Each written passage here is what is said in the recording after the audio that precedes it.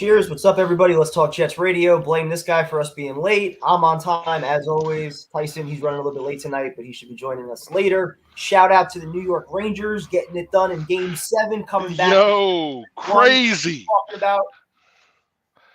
I'm not a Rangers fan, man, but yo, my hat goes off to them cats, bro. Down 3-1 to come back and win 4 games, bro, and to close it out, man. Yo, And I'm down in talking each about game, too. Down in straight Game 5, down excitement. in Game 6, down in their last 5 minutes in Game 7. Hell of a job by them coming back. Yeah, Tons bro, of that grit. was, and you don't see that a lot in hockey, bro. You don't have a lot of guys that get down 3-1 and come back, right? That's not a big thing, bro. I don't know a lot No, about no. hockey, but I got to give them respect for that, man. They played their butts off, man. All right, so we'll say So, what's up to the chat real quick, and I'll what's post the going link in on, a chat? sec. What's up? What's up, Trevor, what's going nephew? on, man? Yeah, miss you too, bro. Hopefully, we're back to doing a couple more streams as training camp gets rolling. Kind of tough right now. It's kind of dead season. What's up, Trev? Doubling down on Zach What's up, Wilson. If Brady Trev? Quinn said he'll be bad, that means he's going to have Yo, a monster year. did you I see saw a that video of Brady bullshit? Quinn. I didn't hear what he said, though. Yo, man, he was basically saying that he doesn't believe in Zach Wilson and that the Jets will be drafting another quarterback after the season and we could go Did, 1-9 or one and did he give eight. a I mean, no, reason why? Or, nah, he didn't give a reason why. But listen, coming from a fucking third string backup quarterback who was overrated, who didn't do shit in his whole fucking career, now you're on TV and you're pulling Coach Salas balls, says we're man. going to win the division. Yo, I mean, I like the belief. when you get a quarterback like that, bro, that sucks, man. And you know what's so crazy? All these quarterbacks that really fucking sucked have a lot of shit to say, bro, and it blows my mind. Like Brady Quinn, yo, bro, you weren't even a good quarterback, dude. Notre Dame, in it, Browns, everywhere. Yo, you had to Oh, he beg the was Browns to take you, and you still fucking sucked, bro. Fuck out of here, man. Yeah, shout out to Tyson also. He's been crushing it with all his content. Yes, Recently, he did sir. a really good mental health video, so definitely check that out if you guys get some time. Trevor feels like I owe you guys a shotgun for not making any videos. Yeah, I apologize for that. I definitely owe the chat a shotgun. Maybe next week I'll do it. You guys know this is my busy time of year with coaching. I got about 2 weeks left, and then hopefully it's back to normal after that. What's up, Nick? What's up, Jose? Jose. What's going on? Got a lot of messages to keep up with. Damn. That's what Tyson deals with every night. uh, What's up, Afram? Charlie out in from Long the Beach. GOAT, Mike. God damn, we're Long Beach, back to Mike. back. All right, so I will post the link right now. Tyson should be joining us a little bit later. We From, got a few from, topics for tonight, so I'm gonna I follow. want I want to start with Right, something before I'll we let you even get start. I'll let you started. start it. All right, What you got? first thing, this is not jet related. This our prayers and thoughts go out to everyone that was affected by Buffalo. Um, I'm not a Bills fan, but I feel for the community. Another senseless act, and I'm gonna be honest with you guys. I'm gonna be really this not that kind of show. We don't do this, but I want to say this out of character, out of place. At the end of the day, man, we are all people, man. And some kind of way, man, we got to find a way to start bridging these gaps of equality or just ignorance, because that's all it is, man. If you wake up hating somebody for the color of their skin, not for the content of their character, that speaks more about you. That's your issue. That's not theirs. We had a time in our life that we have to start valuing other people and what they go through and their understanding. And if anybody has an issue or needs someone to talk to, I'm always available. But I'm just saying, man, get back to love, man. Yeah. But prayers go out to Buffalo. I know it's not football related, but I just want to say prayers to Buffalo, their organization, and their community. You know what I'm saying? I'm gonna keep you in my heart, thoughts, and prayers. So, all right, Prime, go No, ahead, start, bro. great message there. Absolutely. The past couple of years, everybody's been going through a lot of stuff. So you guys know our DMs are always open. If you ever need anything, definitely reach out to all of us. Some crazy times for the world. So, with that, let's get to some Jets talk. And I'm gonna follow off of Tyson's lead. He did a couple of videos talking best player on the roster and most underrated. So I'll let you start it. Jets current roster right now, best player, most underrated player. Best player on the roster right now. Uh, I can't go with the rookies because they're unproven. I'm gonna Yeah, I'll say go with the best. rookie. I'm not gonna do that. I want to say best player on the roster right now. I'm gonna go with Elijah Moore, and I'm gonna say the reason why. I just think that him in the open field, if he stays healthy, he's going to be tremendous for this offense. I think he's explosive. He understands football. He understands leverage. He understands how to get out of his breaks. He understands how to get open. He's a monster with the ball. He is a monster with the ball in his hand in the open field. My most underrated player of the Jets, and I'm going to say this right here, and I'm going to say this shit real loud. He wears number 2. He's from BYU, and he's going to be the reason why this shit gets turned around really, You're going really with some bold fast. picks. All right. Yes, I'm going with Wilson, baby. Most underrated player. You know what? Not only on the Jets, I'm gonna say on the league. Keep sleeping on my boy Brady. Keep sleeping on my boy Brady. Are you mad because he's the better quarterback in his sleep than you were in your career? That why you upset, big fella? Because you sucked. That's okay. It's all right. Listen, Zach's gonna prove he's gonna prove you wrong, and it might not be this season. You might be right. It might not be this season, but I guarantee you, by year 3, Zach Wilson will be in the conversation by the end of his 3rd year in this league, as one of the top 10 players in this league. Period, hands down. I said it on Let's Talk Jets. Let's go, prime time. Wait, not just quarterbacks, best players in the league. Best players in the league. Yes, sir. Kid's gonna That's a be a bold problem. ass statement. Yeah, nah, it's the Give you truth, credit for man. that. All right. Truth, Well, man. for best player, I'm gonna go with the proven guy. I mean, I'd like to say somebody like Elijah Moore. To me, he's still got to take that step in year 2. I'm going with C.J. Mosley just because he's the most experienced vet on the roster. I feel like Okay. that's done it at an elite level, at an All Pro level. He was pretty much trying to carry that defense last year. He was also coming off, not playing for 2 years. I think with some more help around him right now, having a legitimate pass rush, having some help in the secondary, I think we're going to really see what he could do. And for most underrated, I think you got a few guys. I think Berrios, he kind of flies under the radar for what he could do, not just on special teams, but once he got a larger role in the offense towards the end of the season, the last 4 games, I thought he was pretty productive. You can use him in a multitude of different ways. You got Bryce Huff coming off the edge. It wouldn't surprise me at all if Jermaine Johnson, if he takes a little bit of time to develop, and we're seeing a lot of Bryce Huff opposite Carl Lawson. I think he'll be able to wreak some havoc with Quinnen in the middle and all those monsters that they got up front. Who else can you throw in there? You got George Fant. I think he kind of flies under the radar a little bit. Just based off of what he's done the last 2 years, being able to fill in at left tackle. I think he was actually an upgrade over Becton based off of just the way he was playing last year. I think he allowed like 2 sacks in the last 15 games or something. So that's who I'll go with. Okay, sounds good. I agree with everybody you said. Definitely with CJ Mosley being who he is, and last year he played well. Like what I'm saying, George Fan. Listen, Fan. He He's kind of not did sneaking up. everything last year. He's not sneaking up on nobody, man. I think the league knows who he is, and I think that he played excellent at left tackle last year. And the thing about it was the problem was everyone know it, and depending on where Becton is and where Becton comes back to, I still don't think it matters. I think if you're going to solely grade on who's the best player at that position, I'm thinking you have to go with Fan. Now, don't get me wrong. I think the big fella's gonna be a problem. I think the big fella is motivated. I think he's pissed off. He kind of reminds me of Shaq. You know what I'm saying? Like when he just talks shit about Shaq and he get mad, Shaq will come out and dominate. I think if Becton stays healthy, he's gonna come out with a whole kind of intensity, bro. And listen, regardless, if you got ATV or you got Thomas and you got Fan on the same, bro, can you imagine how good his running game gonna be this year? Like everybody's talking about what Zach has to do. If we can run the football and we got the kind of players that you can't stop in football, then you have a quarterback that can make all the throws. And now we got receivers that can get open. And now we got tight ends. Listen, I understand our strength of schedule is very difficult. No problem. But a lot of teams that were good last year won't be good this year. You understand that? That's a cycle of football. And I think That's it's all everywhere. about match.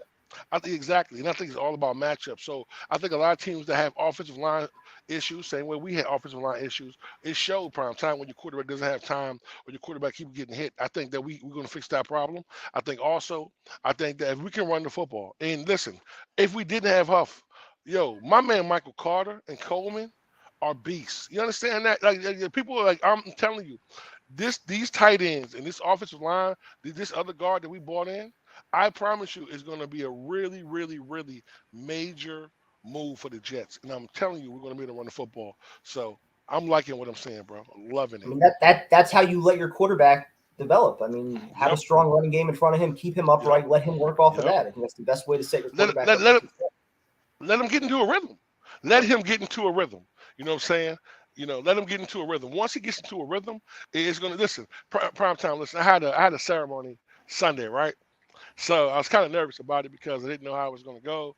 So I walk in, right? And the guy that's giving the ceremony, right? We're talking, right?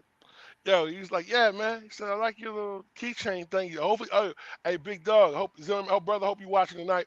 Anyway, so I was like, "Yo," he's like, "I'm a diehard Jet fan." He's like, "Yo, I'm a Jet fan." I was like, "I'm good, bro. I'm good, right?" So we sat there talking and You're everything, always man. meeting And it's Jeff just fans in like, public. yo, listen, bro. It's amazing when everybody feels how I'm feeling right now, and I don't care. I'm not caring about everything that's happening.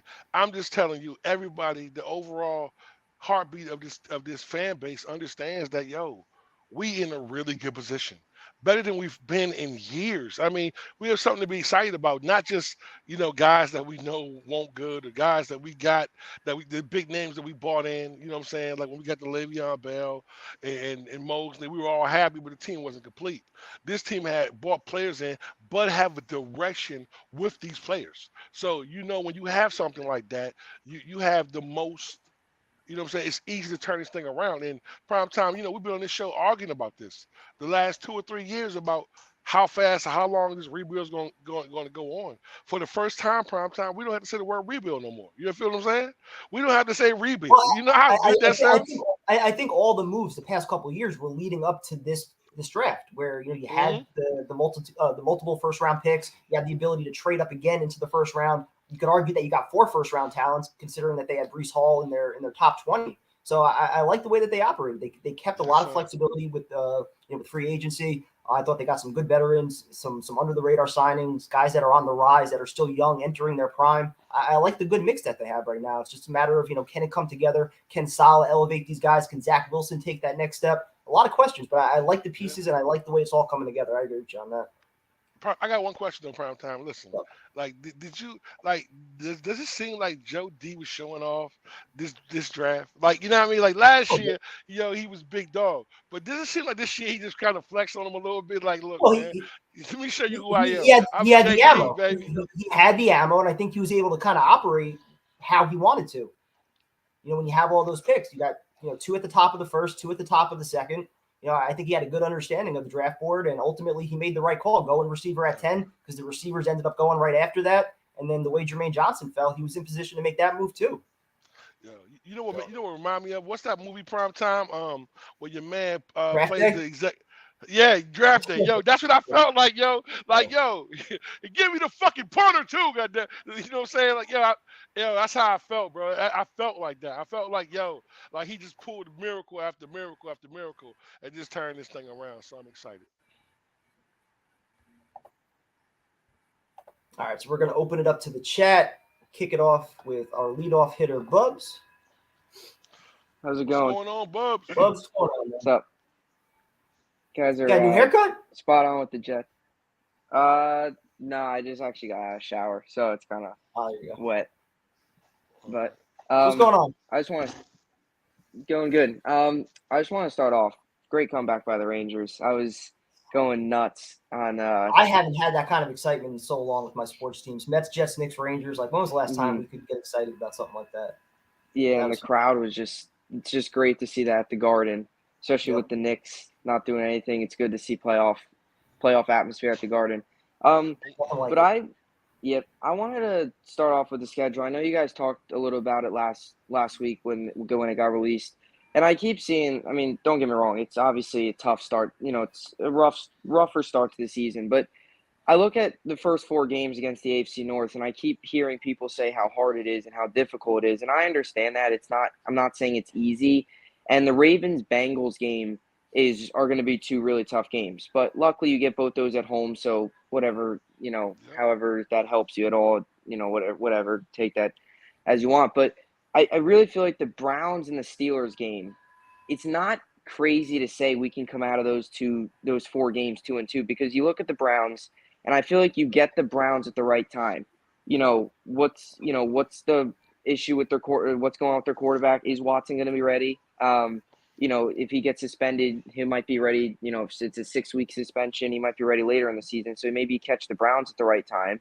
And then with the Steelers, they got a rookie quarterback. It's a younger roster, a team that's kind of slightly in a rebuild mode, more of a retool mode, I feel like, not full on rebuild, but 2 winnable games that I think people are kind of overlooking. They see the Bengals and Ravens, and it's kind of like, this is terrible. But it's not crazy to say you could start 2-2. I wanted to If you guys agree with that, or No, I completely agree with you. I completely agree as far as the Browns go and Deshaun Watson potentially not playing. I think you're catching them at the right time. The North in general, though, you're going to get great defense. You're going to get great yeah, coaching, it's physical. Harbaugh and Tomlin. Yeah, But the Ravens, you're getting them at home. I think hopefully you're able to have a sold out MetLife. The crowd's fired up. I yeah, think there's a lot of energy from this offseason. So maybe you can yeah. take First advantage week. of that on the opener. But I agree. I think the Steelers aren't what they used to be. The Bengals, that's probably going to be the toughest game, though, especially, you beat them last Yeah. year. They're going to want to come into your house, get some revenge from that game. They're clearly, I think, the best team in the North right now, and they're still on the rise. So I think that's probably Yeah. our biggest challenge of the four. Tyrone, what do you think? No, Bob, I agree with you, Bob. Listen, I think your breakdown was absolutely the same way I feel. I think that Pittsburgh is not what everyone is pumping them up to be. I don't see Pittsburgh being that kind of team.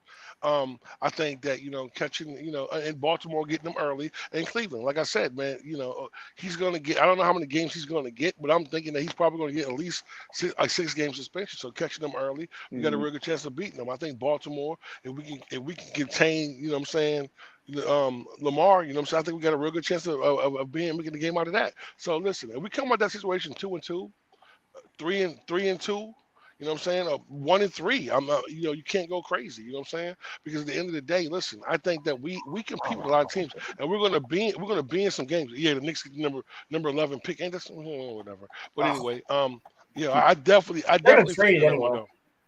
though. Donovan Mitchell's going to be a Knick. Just watch. Yeah, maybe they'll make their move this year. They have to. Spurs got number 9. Go ahead. Yeah, I've got the Yankee game on. I don't even. Who has the best odds? It's Magic, We're all watching different Pistons, I shit. think. No, we're learning it right now. No, hold on. So Pelicans got number 8. So Nice. Quick question, primetime. How's the baseball season going? It's going well. Varsity, they just got a big county win over the weekend, so they're moving on to the next round tomorrow. My freshman team, they're doing well. We're 7-4, so it's been a good year. Nice. So, Good what to else see. you think, Bub? What else you asking for, Bub? What do you say? That's what other questions you got, bud. I mean, I know you guys mentioned a little bit about the roster. I know Tyson made the video about the like the most underrated and all that stuff. I know you guys answered that. Who do you think is going to make? I mean, I guess most Jets fans think Wilson, but who do you think is going to make the biggest leap this year? I'll start it off. I'm going to go with Elijah Moore. I think he's going to have the biggest leap. I think we could be talking about him potentially as that number 1 by the end of the year. I agree with him. I agree with you, Prime Time. I think that, like I said, I just think that this offense is going to really, really feature him. I think they're going to really use him the way he needs to be used, and I think that it's going to be easier for Zach because we have a better offensive line and a better running game. So I want to say Michael Carter as well. I think Michael Carter is really going to he's going to get a lot of good He touches. might not get the touches to do it, though. You said what now? He might not get the touches to do it, though. Well, I mean, but what do we? But listen, if he's coming in, listen, if he's getting 12 touches a game, and he's giving you, what I'm saying, maybe 130, 140 all-purpose yards, I can't be mad with that, man. The kid 12 is touches a literally. game, he's probably not going to take the biggest leap with that. I mean, No, no. I'm not talking. I'm not talking about the. But I'm not talking about the biggest leap. I'm just talking about him being productive in his offense, making a bigger leap than what he was last year. I think that we have to look at some of these guys were hurt last year, and that's what kept a lot of them guys back. Elijah, Michael, all these guys got hurt. So these guys being hurt, it took them a little longer to make that jump. Mims, I mean, listen, man, I would love. I would love for Mims to make that leap. I would. I would love for the kid just to produce, man, and be a part of this team. Like that's what I really want to see let from me him. finish it. Denzel Mims is going to leap back on the bench. Well, listen, it'll be nice. Like I said, the kid has talent. Don't pick on Mims. Whatever his disconnect is, yeah, me too. Like, whatever his disconnect is, I don't know. But I don't know I don't know what's going on. Whatever it was, it's in the past. He got humbled last year. He had everybody pass him on the depth chart. Now he knows the offense. He knows what's expected of him. Come into camp in shape, ready to compete. Let's see what he's got. He had some flashes his rookie year. Let's see what he can do. Yeah, supposedly he's come into camp pretty. Supposedly he looks great. What I'm hearing, I mean. Yeah, everyone said that. Yeah, everyone said that the kid has been. He looks phenomenal. His route running is a lot more crisp. The kid is really, what I'm saying, he's in there. Now listen, what if we get something out of him? What if he gives us 40 to 45 catches this season, 35? You know what I'm saying? You know how big of a Mhm. jump that is for this team. So yeah, I hope so. Yo, No, yo, well, I Yeah. seen that. Yo, I saw that today. I wanted Cager too. He said, "Yo, 241, 8% body fat. This kid is a tank, bro. Like, yo, 241, 8% body fat with his speed, his length. Man, Problem is, where are you he's going to gonna be play a him though? problem, huh? You got 2 starting tight ends plus Rucker. You got 4 receivers in front of him. I mean, where's he going to play? I just think that I think he'll be in a rotation. I think he'll be in a rotation. I mean, and wait, like I said, listen, it depends, you know, tight end one. No, I think that I don't know. Like listen, I Never don't know about know. the Never Mims. know. The Mims. Let's hope he balls out in training camp, and he balls out in preseason, and we'll see what happens. But listen, listen, it's always good to have another quality receiver. We've understand that we've had the injury bug and getting guys off the street, the guys you don't know. I remember one year, bro. Yo, what was his name? Nelson. What was it, Nelson? What was the guy that we got, man? Got him in, David like, bro. Nelson? We got it. Bills? Was yep. That's him. Remember we got him in like 3 days before the season started. I hated Like, him. what the? He It was a was our good dude. number He one. was so It slow. was our number one Like Justin receiver. McCarron. Yo, that's He was crazy, awful. man. So, like I said, man, it's gonna be a beautiful thing this season, man. Let's just stay healthy and see what Zach. It depends on Zach. Yep. What Big Chrissy say? season. Altoon over Cager. Whoops. why would never I? Why would I? forgets you. Why I know you would have said that? Bubs, man, great talking to you, dude. Hope all is Have well. a good night, Yep. bro. Have a good night, bro. Always. Yep. You too. Thanks for having me out. Anytime. All right, good first call. Let's see who we got next. Oh, God. You ready for this? Always. I don't think you are. I see a guitar. What's up? What are you doing? It's Uh, unfortunate I couldn't talk to you guys after the draft. I was working that day. By the time I got home, you guys were already packing it up. oh, What's going on, Ben? How are you? what's going on? Man? How I'm you doing doing, man? good. You know, I just came back from the dentist. I finally got the first of my permanent crowns in. Okay. How you How you doing, bro? feeling? You doing all right? Feels It was good? fine. It was like in and out. Like, in and out quick, didn't feel a damn thing. I mean, it's like it feels awkward because, you know, my mouth isn't used to the tooth. But, you know, besides that, I'm fine. Let's talk teeth. All right. No, all right, I'm saying that. So let's talk about the schedule. Can we stop? I'm sick and tired of hearing these pessimistic, "Oh, woe is me," Jets fans. Like, enough of this nonsense. Like, Oh, the Jets' problem is no longer a problem of do we have enough talent to beat these teams. The question that is now is will this team be able to click to where they can beat these teams? Because that's it. So will they be able to click and beat these teams? Yeah. I feel confident in that. Like, I do feel confident. But by the way, did you guys see that Brady Quinn thing? yeah, we talked about that earlier. I mean, my God, was that such a ridiculous take or what? But I mean, I guess after all the positive stuff, someone eventually had to pull out the stale Lowell Jets narrative just to try to shoot us back down. So what do you have for a Jets record after the first 9 games before the bye? Well, here's the thing. Well, the thing about the AFC North, it is tough, but you get the 2 toughest opponents at home, so that should give you an edge there. Let's be honest, Baltimore and Bengals are the tougher of the 2 matchups there. You get Cleveland. No, sorry, I just got. I'm in the middle of changing my betting. That's all. Just keep going. All right. So let's get back on track. Okay, so like I said, well, I think we all agree that there's a high probability Watson's suspended, so you're playing Jacoby Brissett. That's a win. Does Jacoby Brissett scare any of you guys? Yes, he Not does. really. He's a listen. He's not a great quarterback, but with the running game they got and the receivers they got, listen, I'm not gonna sleep on that. I rather face Brissett than you. but instead of facing with Deshaun, definitely I feel you on that. But let me ask you a question, Vincent. So, what's your prediction for the Jets' record for the season? Well, I feel like they're gonna actually be able to get over 500. I feel like squeaking over 500, so about a 9-8ish. Okay. Like I What do said, you, what do you, What's our hardest test for the season, Vincent? The hardest test is honestly I'm gonna say it's in division. Oh, you mean the hardest matchup? The hardest test. What's going to be the hardest thing for us to overcome during the season? Like, you know what I'm saying? Well, I think it's probably going to be that start. I mean, there are some probably the start of the season. I mean, we do have a tough schedule, but the thing is if the Jets can stay afloat that first half, they're fine, thank you. But if the Jets can stay afloat that first half, be around the 4-5 win mark, they have a relatively soft schedule to end the year. So if you're looking at 4 or 5 wins going into that bye week, you can say, hey, this second half, soft. You got teams that are going nowhere like Detroit, Seattle. I can't remember the other teams off the top of my head right now, but you got soft opponents down the stretch. You can make a push there if everything if your cards play your cards right. So out of the first 9 games for the bye week, Vincent, what 4 or 5 wins do you see? Well, like I said, I think we can beat that. I'm confident against Cleveland, especially if Watson's out.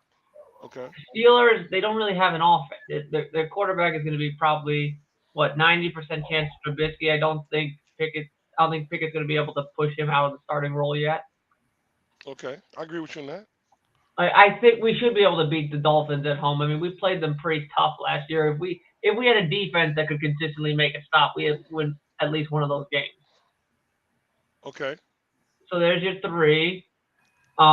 There's your 3. So I think maybe we could steal a game against one of the other AFC North teams, maybe Baltimore maybe because like I said, you get them at home opener, a lot of energy there. It's 9/11.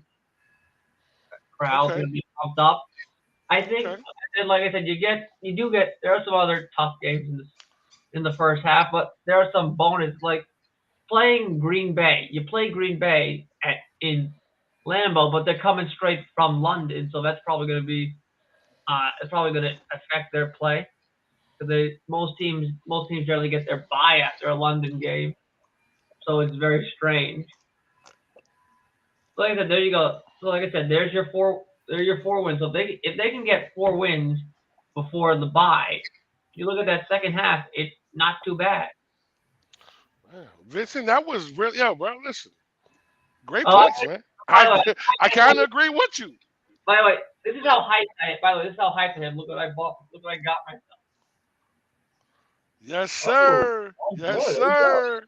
I will be wearing this at the home opener if I can convince my buddy of mine to go out there. So to try to convince him, I'm going to throw in your guys' tailgate. Okay, appreciate it, man. Appreciate it. So yeah. So I got a question for you. Who do you got as your breakout player this year? Okay. I'm gonna go with Zach Wilson. I think he's going to set. So here are my hot takes. Here's the record he's going to break. Get ready. So he's going to break the single season franchise rushing record, which embarrassingly has not changed. Which embarrassingly has not changed since 1960. Wait, the single season franchise rushing record for a quarterback? You mean? Has not changed since 1960. Okay. I think it was 470. It was around the 470 mark. I don't remember it. So I think he's going to get that. I think he will break Namath's passing yards record. He only needs to average 236 yards per game. That would put him at. He'll break the rushing and the passing yards record. Well, like I said, if he averages 236 yards per game, that puts him at 4,012. That's not. I'll let you get back to your hot take in a sec. Here's a question for you. If the Jets O-line and D-line play as a top 10 unit in the league, how will that impact the team overall in terms of wins and ranking? Well, I mean, if both of those lines are top, that means your offense is going to be in the top notch. It means your defense is going to be top notch because the defense is built through the defensive line.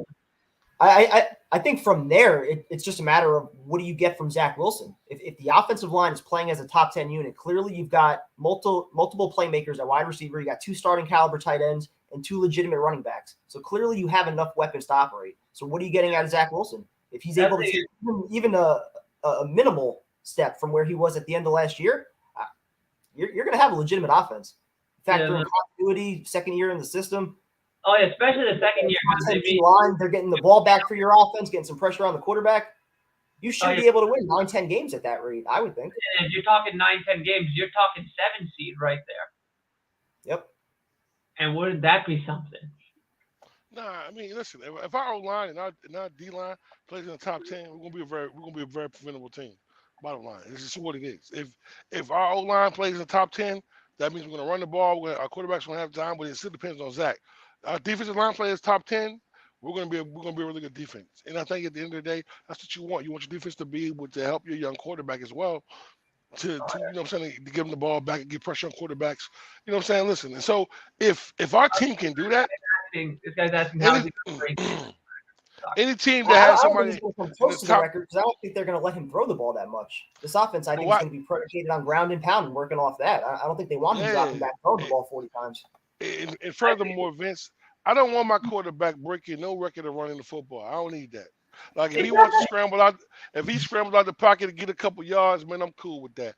You know what I mean? But that touchdown that he did last year, I'm cool with my quarterback staying healthy for the season, man. I don't want that man. Listen, he ain't Josh Allen, bro. He ain't 6'4", bro, 240. You know what I mean? He's not built like that. So let's. They're gonna definitely use his legs though. But like I said, the thing is, 230. I don't think 236 is such a big order for Zach.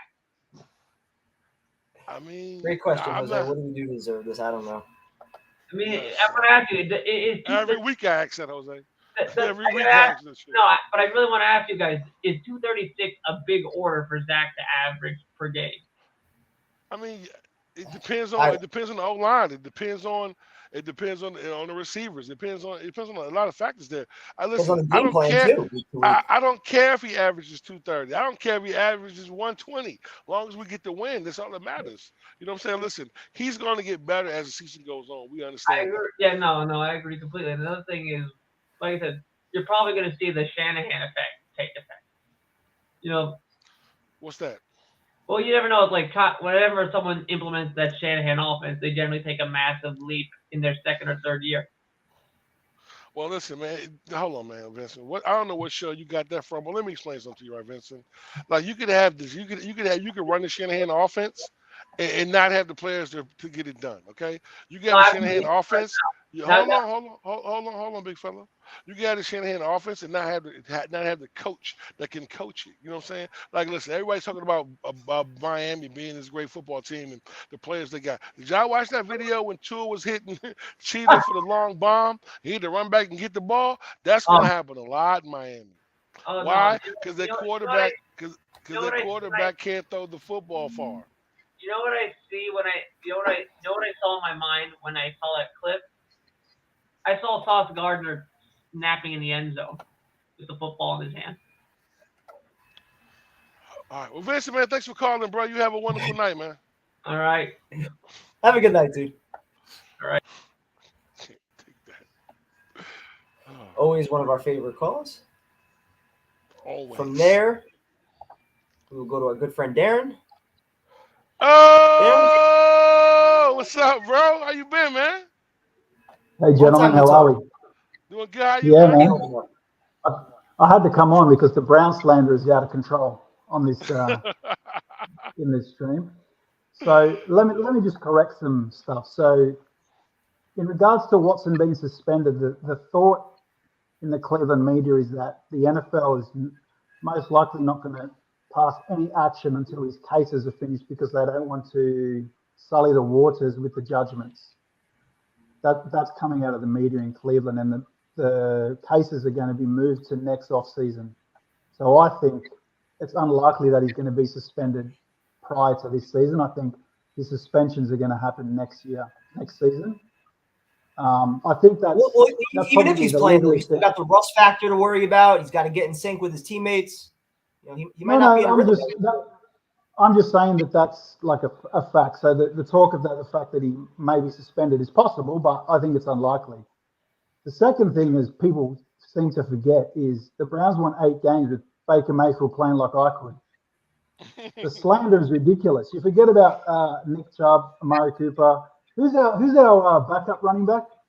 Kareem Hunt. Yeah, just some guy. top 5 O-line, top 5 defense, and we're adding what, a top 5 quarterback to that team? Like, let's stop with the slander. I agree with everything that you're saying, and it's just fantastic, and I love the banter. But what I love the best is now I haven't decided whether I'm supporting the Browns yet. I said that before. I haven't made that decision yet. But now I'm starting to lean towards supporting the Browns just so I can come on and argue with a few blokes. No, but what I wanted to come on and talk about is the Jets, because it is a Jets show. I don't think many of the Jet fans mean it as like slander or disrespect towards the Browns. No, I'm just joking. I think you guys are a legit like top 5 AFC caliber team, especially if you got Deshaun Watson. And yeah, I'm just joking.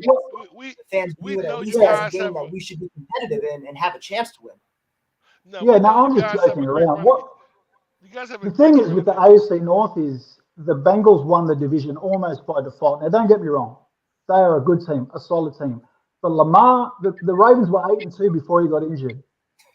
Okay. The Ravens were 8-2 before he got injured, and they were going to win the division.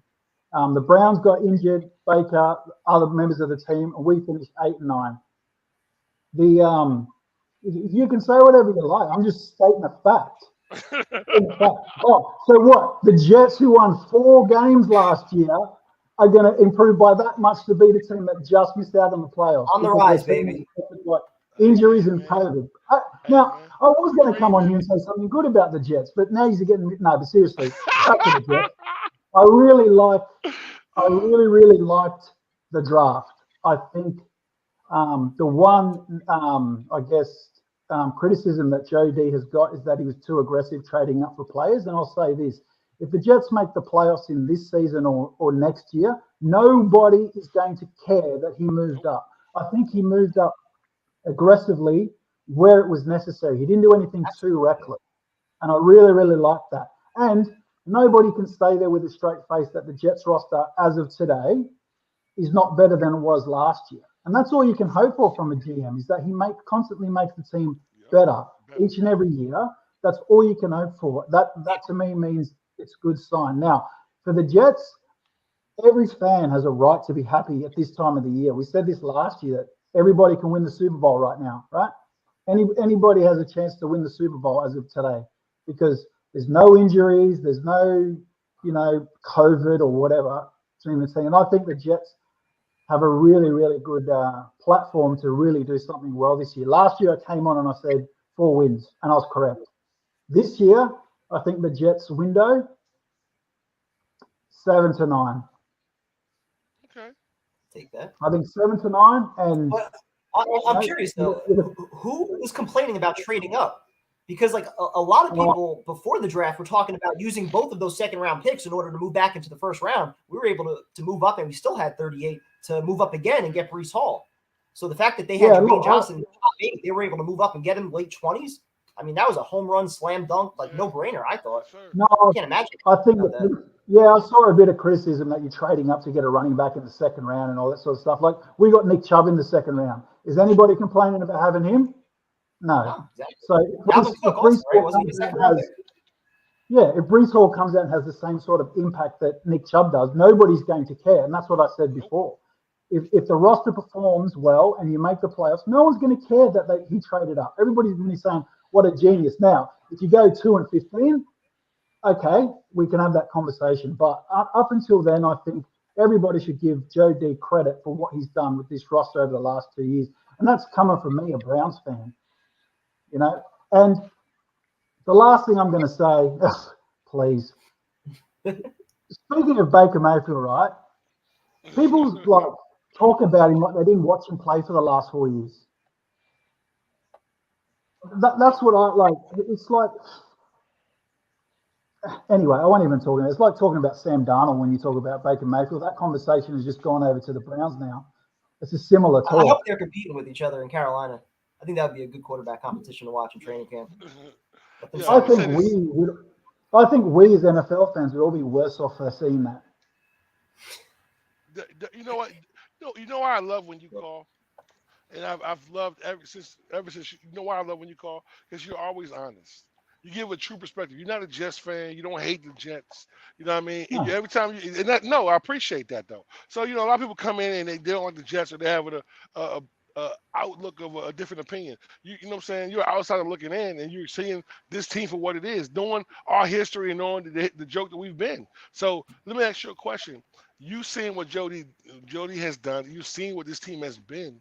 Like, can you say that the Jets have probably turned that corner? First thing I'll say, Tyrone, is the reason that I don't hate the Jets is because since I started watching this YouTube channel, I've come to like and love all you guys. So I want to see all of you guys happy, and that is Appreciate that, connected bro. to the Jets. So I want to see the Jets succeed. I have no desire to see the Jets lose, apart from watching Tyson lose his shit. That's the joy that I get. But You knew that was coming. what I'll say is, Tyrone, to answer your question is, I've seen it with the Browns. The roster gets improved. Everybody's fired up in the offseason. We're going to the AFC Championship. We're going to the Super Bowl, blah, blah, blah. And then things transpire during the season that don't allow that to occur, whether it be injuries, COVID, like we had. But the one thing, and I think everybody here is on board with this, if a certain player wearing number 2 does not improve by a lot, then nothing that Joe D does is going to matter for shit. If number 2 does not take a step, sorry, let me walk that back a little bit. He's setting up a good roster, but if Zach does not take a leap, do you want to be a middling team or do you want to be that's the challenge. And unfortunately for the Jets and every team in the AFC, it's so hard. Like the AFC is so stacked that you could win 9-10 games and still miss the playoffs. Yeah, with this division, definitely. That's the challenge, and I think that coming from a Brown supporter who's always been focusing on wins, we've got to win 5, win 6 games. How many games you're going to win this year? I think for me, and I said this in the chat before, is that the only thing that matters is if Zach. Let's say you guys win 3 games and Zach Wilson looks like he's going to be a top 10 quarterback, then you're pretty happy. Yep. Then you're pretty happy. Because other things could transpire to losing games, injuries and that sort of stuff. That's the key. Because, last year we thought Baker was going to be, he's going to take the step, and he didn't. He stayed how he was. The same sort of problems he had showed up, and we realized we had to go in another direction. Everybody knew that. So for me, I don't care what the win-loss record is. I care about that one player, Zach.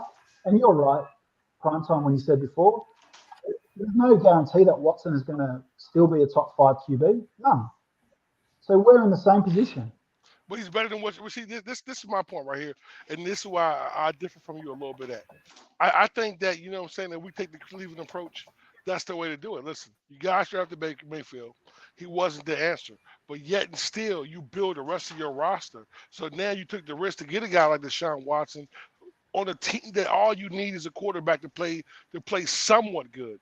You know what I'm saying? He doesn't have Deshaun Watson doesn't have to come out and win games for you guys. You guys have a great running backs. You have a really good tight end. You got probably a really good couple of receivers, a great defense. What does he have to do?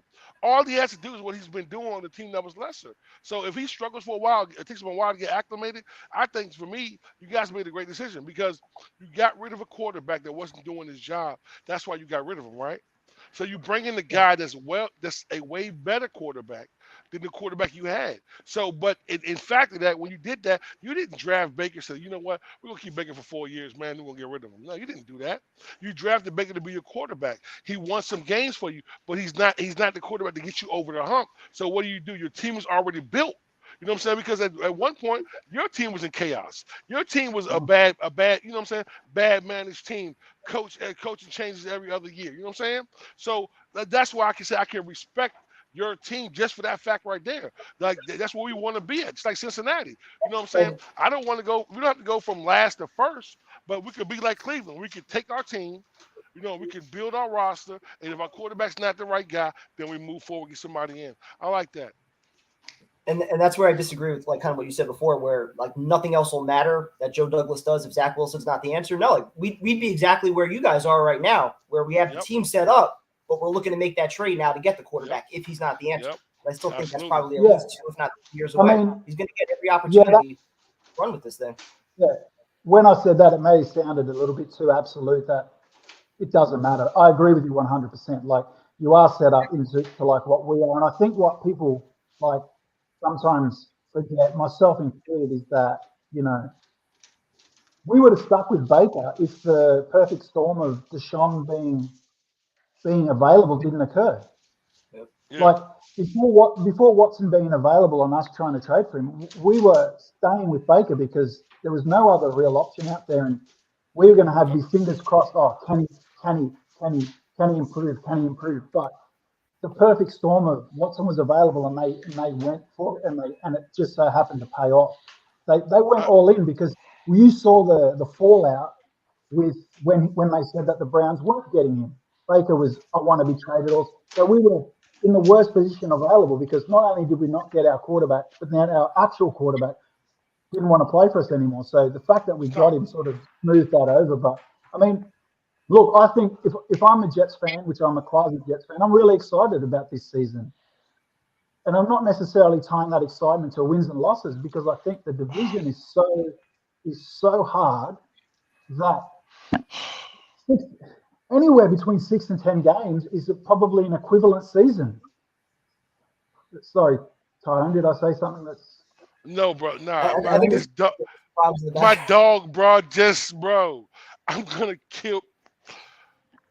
Hey, man, you were preaching love before. Just love your dog, man.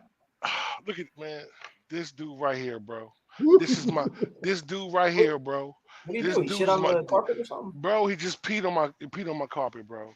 Yeah, I think that just to finish off, there's probably other people that want to talk Jets more than I can. Just that first four games, if you come out of it 1-3, I wouldn't be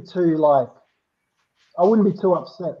The Ravens, the Bengals, and the Browns are hard games, and as much as you before prime time that Watson's got to form with his new teammates and stuff, so does Zach. So I think you've got to give the Jets a break, and I said it last week. I think the Jets may start slow and come home with a wet sail, and that's what I think. Looking at the schedule, I think for me personally, that's the most likely outcome, is that they might start a bit slow, but the back end, like say the last 10 games, I can see them winning 6. I really could. So anyway, guys, well said, man. Great talking to you. Great catching up. Brother, appreciate it, bro. Sorry about that, man. Do your thing, brother. Nah, you're cool, man. Deuces. All right. Freaking dog peeing on the carpet in the middle of the show. Bro. Yeah, I just steam cleaned the carpet last night, dude. I just steam cleaned this carpet last night. Bro. Oh, man. This dog is... I got 3 dogs in the house. He is dog. I'm telling you. Good boy. Yo, come on, yo. Why you gonna do me like that, fam? Yo, he's just... All right, next up, we're going to go out to Kieran. What's up, guys? How you doing? Yo, why you always calling you in the bed? You always relaxing, like, man. I'm watching the Yankee game. You know what I mean? I'm watching the Celtics actually starting to beat up on the I'm watching on the Heat a little bit. Yeah, I'm watching Miami Celtics too. Who you like in that series, man? Perfect. Who do you like prime time in that series? Oh, Celtics all the way. I mean, I hate the Heat, and it looks like the Celtics are actually, more athletic. I mean, it's the beginning of the series, but the Celtics look pretty good, man. The Celtics look really, really good, much better than I actually anticipated. I'm really surprised they beat the Bucks, but the Bucks not having Middleton actually probably helped it out. So. You know what the problem is with that, though? Nobody was giving Middleton any kind of credit. He was a big piece loss. No. He was the second best player in the series last year, right? He was hitting some big threes. Giannis is not a fourth quarter kind of shooter, and that guy was doing all the yeoman's work in the fourth quarter, right? Absolutely. But I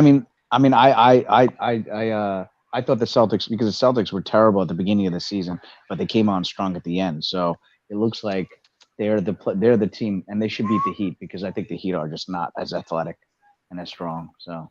But we'll see. This might be a 7-game series. You'll never know. So we'll find out, definitely. Yeah. If the Celtics pull out this game without 2 of their starters, then this is a big deal. It's a big game. Series is over if they win tonight. No. That's stepping too far. But I mean, Well, anyway, let's talk Jets. All right, cool. Celtics are battle tested. I Yeah, what's on your mind with the Jets? Go ahead. Darren is. I think what Darren says. First of all, shout out to Darren. Shout out to Afram. Shout out to all the peeps out there, the ones the hardcores that come out and speak. Travis is one of my guys on Twitter. I love Travis, and I know he's on the chat here somewhere. And of course, I love you, Tyrone, and I love you, PT. And not having Tyson here is interesting, but I'll go with it. I'll go with it. I'm looking forward to. I'm looking Yeah, the forward. You boss guys is talk. busy, man. Yeah, you guys are talking about the first game, and I'm really, really excited about this season. I mean, I was a cautious optimist last year, and I got the fantasy football update. That was my fantasy football team last year, and I've already changed my name to Salah's Soldiers. You know what I mean? So, PT, get on the fantasy. Let's do this. Okay, now let's move on to the Jets. I'm Can we really actually excited. put something up for grabs with this league? Like, can we have some money involved or like Yeah, something but, to motivate well, me you to got to update my talk. lineup every week and You got to talk to Jose. I think we got to talk to Jose about this. talk to Let's the put it in commission? escrow. Let's put it into escrow. Let it sit there, and then whoever wins wins. I'm good there. I'm down with that. I have no problem. See if there's But like let's move on. weekly consequences, like something for the worst team at the end of the season. Like if there's a reason to be motivated Yeah. week after week, Yeah. you'll see my best. You'll see my best. Yeah. Well, you listen. Well, It's a Let's Talk Jets radio fantasy football league. Maybe you should have some input into some of these things. You talk to Jose, and it'll motivate you. So I won't have to be on your ass every freaking week when you're not setting your lineup. Yeah. Yeah, that was a big thing, man. Yeah, quite a bit last year. I remember. So. Well, I like PT. I really appreciate PT. I mean, I'm a teacher. PT's a teacher. I'm a coach. PT's a coach. I actually see myself in PT quite a bit, even though he has like his beer game is real strong, but my hair game is off the charts right now. So, okay. Anyway, I'm looking forward to seeing you guys for real. I think the first game of the season. I think I got it penciled in. And I'm going, and I want to go and watch the game with you guys. Go tailgate and do all the stuff that we should have done last year and the year before and all that stuff. So, definitely, we're definitely going to set up a big tailgate for the opener. So yeah, definitely, right. definitely, it's gonna be. So yeah, definitely that'd be cool. I'm cool to see you guys and have a few beers and I do my first shotgun in like 35 years or something. So okay, so I'm and we can do a live cook-off too in the parking lot. Hey, I like it. Kielbasa's galore, baby. I love it. Okay. Yeah, everything. I think when you talk about draft day here, I seriously did think now I think about it, the way the draft. How do you get 3 first-round picks? And I think it's true that the draft, the whole thing was set up for this draft to get superstars in this draft because now they have like all the pieces around the team, the supporting cast, the depth, and these are the guys that are going to be along with Elijah Moore, and they got lucky with Elijah Moore, and yeah, I don't think I need to pay anybody for anything. I think I gotta make my money. But I don't think I don't know who's paying somebody. How the hell is someone paying Jake? Although it sounds like Jake is pretty good, but at the same time, who pays somebody for draft advice? I don't get that. Well, I'm not paying anybody anymore. I do my own research.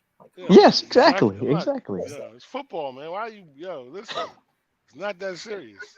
No, it isn't that serious. So not to pay yeah. someone anyway. I just think that everything that they did this for the draft was great, and I think the team is set up pretty good. I think Darren said it true. If we see good baby steps or good steps for Zach improving through the season, because I have a feeling they got a running back to run. You know what I mean? It's gonna be like run heavy, and the first 4 games are like a way. Even though it's important. I think it's important that these 4 games are not division games, and they actually can help us, move through the season and understand how well we're going to do against, the elite teams, Cincinnati and the Ravens, at the beginning of the season to start show improvements for the first 4 games. When we do play Miami and we do play New England, we are prepared and ready and able to win those games because those are the most important games. Not Buffalo so much, but Miami and we cannot lose to New England at home. That is a first step in us actually showing that we got a team that has fucking balls. You know what I mean? Because I mean, Tyson and I were talking about that last week. You got to find a way to at least go 3-3 within the division. You can't keep getting run over by the Patriots every year. Yes. I mean, we have to win. Yes, 3-3, and if we could pull out a Buffalo game, maybe at the end of this, I don't know when we play Buffalo the second time, but maybe we could pull off one of these end of the season games. You know what I mean? But November's a big okay. I don't know if we can, but like at the end of the season, I think we were playing Dolphins at the very end of the season. I think it's a flex game, right? So that's a big that game might determine whether either we or Buffalo or the Dolphins get into the playoffs. I think it's gonna be a big game. That's the case. I'll be in Miami. Listen. I think this right here, man. I think everyone is so concerned about what the Patriots are going to do in Miami. I'm not that big on them. I know they improved. I know Miami improved, but like I said, Miami has a problem. They have a quarterback that's done very good. Also, you bring in a new coach who's never coached, never been a coordinator, and you're making him your head coach, and all of a sudden he's just going to turn his team around because he runs the Shanahan offense. I don't care who you are. But the Dolphins were actually a good team at the end of the season because of one reason, because of their coach. Brian Fulmer. Yes. See that, bro. See, listen, when you're a well-coached team and that he's a no-nonsense type of guy that holds guys accountable, that's a good coach. That's what our team got better over during the season. You bringing a coach in that's his first time. I don't know, bro. Like, listen, I mean, that's on them. But I'm just saying, like, Miami doesn't scare me. New England, listen, I'm gonna be honest with you. If we sweep Miami and New England, I wouldn't be surprised. I wouldn't be. New England they're not a good football team. They have a really good head coach who's a great defensive coordinator, defensive minded coach. They lost their offensive coordinator. The quarterback isn't, you know what I'm saying, isn't unspectacular. They don't have no amazing receivers. They don't have a good running back. They have two good tight ends. That's it. Like, they have a really good defense who lost their best cornerback on their team, man. Come on, man. Let's not get overly excited about what we're going to do. Yeah, I know. I get it, but defense is defense, right? I mean, both of these teams are basically built the same way. They're both built for good defense. So their defenses are going to be able to, if they're good enough, and they are quite good, are basically allowing the offense to score just enough points to win the games. And it's quite possible that they squeeze these games out, because that's how Belichick won with Tom Brady very early on, right? Just squeezing games out, playing close, playing. It's like the Bill Parcells way. You know what I mean? Just defense and run the ball and keep it close until the very end, and you have a good special teams, good kicker, and everything like that, and not make mistakes. So if they don't make mistakes at the way that the Patriots play, then there's a possibility that they're going to squeeze out these close games against us. Whereas we are not, we have to show that we are disciplined. We have to show that we have a good defense. We have to show all these things. But I think that the first 4 games, because we're playing these hard, tough nose, defensive, running games, that it actually is going to show us and give Zach an opportunity to just hand the ball off as much as he needs to, and set the offense up in a way so that it'll set it up for the rest of the year. I think that's what's going to happen. So they can show their tendencies now, and then break their tendencies later when they're playing these teams. So, but why can't we do the same thing? That should be our philosophy. Listen, run the football as much as possible. Like, listen, that should be. I'm telling you, that should be that, and play action. Let the game come to this kid. That's how you minimize mistakes. That's how you keep the games close and simple.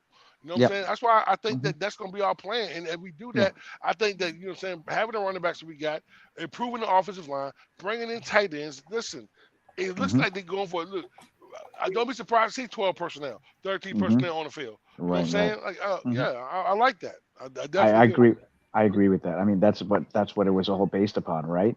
The offense is based upon the 12 personnel. So I mean, having 2 tight ends or a tight end and a fullback, right? Or a fullback. That's the important part of this offense. And they tried to do it last year, and they just didn't have the horses. And now I believe they do. They probably have 3 horses, if you think about it. and maybe even 4, and maybe even Lawrence Cager as a 5th as a practice squad player, or Yeboah as a practice squad player, and Cager making the team. Who knows? I'm just saying that. I'm not saying that this is going to happen, but I'm just saying we have a lot of depth. No tight ends to 5 tight ends. Who knows? Yo, listen, I'm sorry. Cager being 241, being able to run and leap, bro. Listen, he's a power forward, man. I mean, receiver. Like just go post up, man. I'm gonna throw you the rock. Yo, who's that Patriots? Who's that Patriots tight end that you know what I'm talking about? I don't want to really say his name, but you know who I'm talking about. The guy from Florida. I mean, that's what Cager could be, right? Yeah. So I mean, like something like that, like a tall, basically wide receiver / run. You know, who knows? Yeah, I'm just saying. I'm not saying that's what he's going to be. You know, he could be though. It could be like your boy Debo.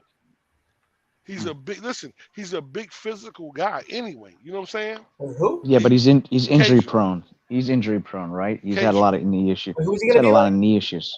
He could be like Debo. Debo Samuel? Yes. Lawrence Cager? Yes. Listen, you get him the ball in space, man. That big dude running down that, bro. 241. Name a receiver that's 241. Isn't Debo like 6'1", 6'2"? Yeah. If that. Debo's. What's Cage? Cage is tall. He's like 6'4", 6'5". Yeah, exactly. He's 6'5". 241. What's Debo wearing? Dude, you're not giving Cager the ball in the back, dude. No. I don't mean in that aspect of the backfield, but it's getting the ball and running guys over. How you get this big ass guy down, bro? 241 as a receiver? That's crazy, man. That's crazy. Kieran, anything else, man? No, guys, keep it up, and I appreciate you guys, and I'll see you guys on Twitter. I appreciate it, bro. Good talking to you. Peace. I mean, he'd probably be on the practice squad, but still. You know what I'm saying? Yeah, prime time. 241 is a receiver. Yo, 241 prime time? He's actually 5'11". Yeah, so Cager's only got about 5 inches on him. 5 inches on him, exactly. Yo, listen, go post up, baby. Yo, go look. Hey, Cage is great for that backyard football. Hey, run by the car, turn around. I got you. Like this is a big dude, man. We're gonna jump to our good friend Chris now. What's up, Chris? What's up, guys? Tyrone, Kevin, how are we? All right, brother. How you doing? Good, man. How you doing? Man. Good. You can tell it's post-draft season. Everyone's kind of high on the job that Joe Douglas did. I'm a little bit confused though. You know, everyone's calling in with like, you know, everyone's going to be great. Elijah Moore's going to be awesome. You know, Wilson's going to make a huge jump. We've got the defensive line fortified, number 1 corner, all that, and everyone's calling in saying they're going to be 7 and 9. Can someone help me? We have all this talent everywhere. There's no gaps to fill anymore. Well, I think it's more just because they're relatively young. It's still unproven. It's a matter of like how fast everything kind of clicks together. Yeah. I think it's more that the Jets fan has been beaten down and crushed over the past 11 years. Everyone's trying to hedge their bets. Are you saying that we're overhyping the players or underselling the number of wins? I'm saying that Joe Douglas is now here for 3 drafts, right? He's had 2 stabs at free agency. He's got basically every piece that he wants at every major position. I mean, if you look at the way he's approached the draft, he's placed a premium pick and aligned those premium picks with premium positions. So it's been number 1 draft picks have been quarterback, left tackle, edge. I already said corner, but you get the idea that he's stacking wide receiver. He's stacking these must-have positions with huge talent. And to me, it's like the league is no longer like the league is wide open, right? Like there's parity across the 32 teams. I don't, and I understand everyone's going through the schedule with a fine-tooth comb and saying, oh, we're going to beat the Ravens 30-27, and then we're going to go to week 13 and beat this team 24-12. It's like none of that matters, right? Like set the expectations at 9-10 wins. You know what I mean? I don't care what the schedule looks like. We always look for these excuses to fall back on as fans to give Joe Douglas an out or Saleh an out because we like these guys. It's like enough is enough. You guys sold Woody and Christopher Johnson, which isn't difficult to do. I mean, this organization is run by a child billionaire, who has accomplished literally nothing in his life other than pissing away his inheritance money. Okay, he got lucky buying an organization, but basically done everything in his power to drive it into the ground. That's neither here nor there, though. I mean, like, you finally have sold the leadership that Joe Douglas and Sal are the guys. It's like, why do we have to wait 3, 4, 5 years to finally hold them to the expectations that they've sold internally? Like, get to 9 wins, and if you don't get to 9 wins, like, if you get to 7 wins, 8 wins, but you're competitive in your losses, okay, that's fine. You lick your wounds, you go out next year and try to build the roster up. I just don't know why we're setting these low bars of 6, 7 wins. I know Vegas has it, I think 5.5. I just think that the expectations need to be higher. I mean, the pieces are there to go out and well, you disrupt would the league agree a little also bit. that a lot of that also depends on what you get from Zach Wilson in year 2, right? I mean, whether or not he takes that big step. But that's the other thing. They basically neutered him 6 weeks, for the last 6 weeks of the season last year. So I know everyone's going like he didn't turn the ball over. Look, they were trying to get Wilson out of that season in one piece, right? They didn't want him to suffer some kind of devastating injury. They didn't want him to be humiliated throwing 3 or 4 interceptions. So they basically, and again, to their credit, they did that. I'm not saying it should have been any other way. There was not enough talent on the field for him to really go out there and not risk being killed. So the fact that he just survived the year, I'm happy with. But it wasn't like he was great those final six weeks. I guess my question is like, what does actual success look like for Kyle Wilson? Kyle Wilson, Jesus, Zach Wilson.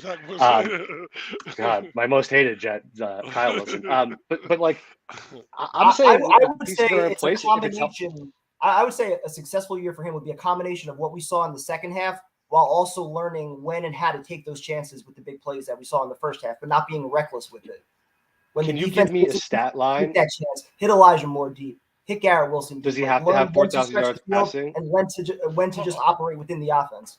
I think that's what they were trying to get him to do at the end of the season, and then he was being a little bit too conservative with it. I think he's just got to find that balance and get a little bit more confidence. But give me a stat line. Like, does he have to get to 4,000 yards, 29 touchdowns, 30 touchdowns? I mean, I don't think so. No. I'm not going to say he has to get to 4,000 yards because I think it's going to be heavy ground and pound, and I think he's going to be operating off of that. If you're playing ball control football and you're controlling the clock for 35 minutes a game, and he only has to throw it 25 times, that's a success to me. I think your defense. Chris, hello, Chris. I'm very interested. What do you think Zach's stats should be for the season for success? I think he's got to be in 65% completion rate. 29, 30 touchdowns, 15 or less interceptions. I would say that to me is a signal that I'm invested in this guy, and that's my quarterback. It would solidify my belief that he is this guy. I think you have to leave this season knowing, are we riding with Zach Wilson, or are we looking for other options? Because we can't go down this 3, 4, 5 year road where, we did it with Mark Sanchez, we did it with Sam Darnold. We're throwing away all this time where it's going like, we never actually know, and it's just spinning your tires in the mud. So, I think those two numbers are going to tell you a lot about what Zach Wilson's going to do. Completion percentage, can he up that a few points from where it was last year? Can he hit those open receivers like he was missing, during the middle of the season, and then just continuing to cut back on the turnovers like he did at the end? Yeah. You guys buying or selling Mekhi Becton? I want to buy. I really do. I want to buy. I just want to see him healthy in training camp. If he's healthy to start training camp, I'll really buy in. I just want to see him healthy. You know what, Chris? I want to say buy, but I'm gonna say buy with the possibility I will sell. You know what I'm saying? Like I'm excited. Like I just watching the videos, I really want to see this kid just come in and be ready to play. And it just seems like, man, like it's that you don't know. But I mean, he's but the kid is talented, man. It just gotta put it together. So I'm hoping. I'm gonna say so right now. I'm buying. Actually, we got to get in September 1st. I don't know. I hope he can stay on the field. I don't think they're going to give him that left tackle spot. I think he's basically right tackle. I think maybe if he showed up to whatever it is, rookie mini camp. What are they in now? I don't even know. But OTAs. Yeah. Maybe Joe Douglas. I saw him on an interview maybe last week, and he looked desperate to get Mekhi Becton into camp, pleading with the cameras. And I was like, it's never a great look. I just think that he's on a very, very short leash here, and he could be gone for. I don't know that they're going to risk giving him that job. I just don't. Listen, I'm gonna be honest with you, man, and Chris, I think you're absolutely correct. I think that like let me ask you guys both a question though, prime time. What do you think if he doesn't get the position? How is he going to act? Like what kind of Mekhi Becton are we going to get if they put I him mean, on the his right Twitter side? name is already like draft bust. What kind of leverage does he have though? Coming off a year No, of no, no, no, no, injuries, no, no, no, no, no, no. I'm not. No, no. I'm not. I'm not. the right side. I'm not. I'm not saying. I'm not saying his leverage. I'm saying his attitude and how is he gonna act. Is he gonna become a problem because he's not getting what he wanted? That's the issue I'm asking. He's only gonna hurt himself if that's his mindset. Absolutely, absolutely. If he wants to be the left tackle, the approach is come in training camp, dominate on the right side, prove that you should be the left tackle. I mean, the Ravens had the same kind of thing going. They have to trade Orlando Brown. He should be want to pay him left tackle money. Yeah. He should be just road grading people at right tackle. I don't know. Oh my God! Like left tackle. Side?